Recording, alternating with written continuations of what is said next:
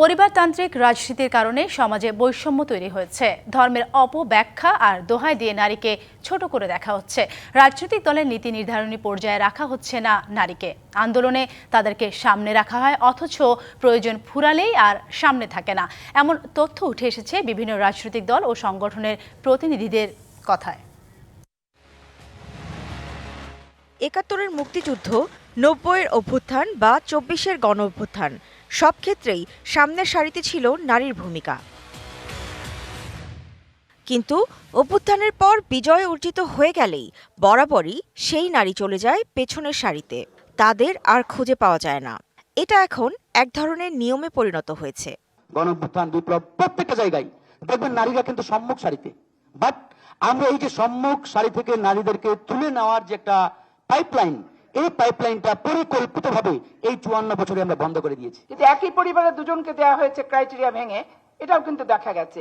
কিন্তু নারীর ক্ষেত্রে কোন ক্রাইটেরিয়াতে যোগ্যতা সম্পন্ন নারীকে আটকে রাখা যাবে, এটা নিয়ে গবেষণা করে সেই গবেষণাটা কার্যকর করা হয়।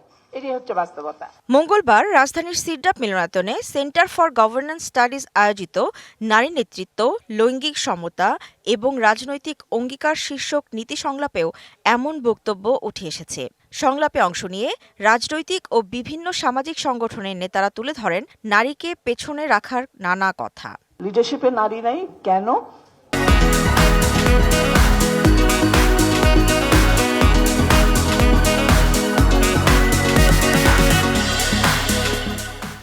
পলিটিক্যাল রাজনীতিবিদদের কাছে জিজ্ঞেস করলে, নেতৃত্বের কাছে জিজ্ঞেস করলে ওনারা বলতেন যথেষ্ট ট্রেন্ড না, তারা রাজনীতি বোঝে না। লিবারেশন ওয়াকটা হয় এবং ইনফরমেশনও আনতো। এছাড়াও আরো কয়েকটা কথা বলেছেন। তো তার সাথে কিন্তু তারা স্ট্রেন গান, রাইফেল এগুলো নিয়ে যুদ্ধও করেছে। তাহলে নারীর ভূমিকাটা কতখানি ছিল, একটা পুরুষের ভূমিকা কতটুকু ছিল, সেটা আপনারাই বিবেচনা করে দেখবেন।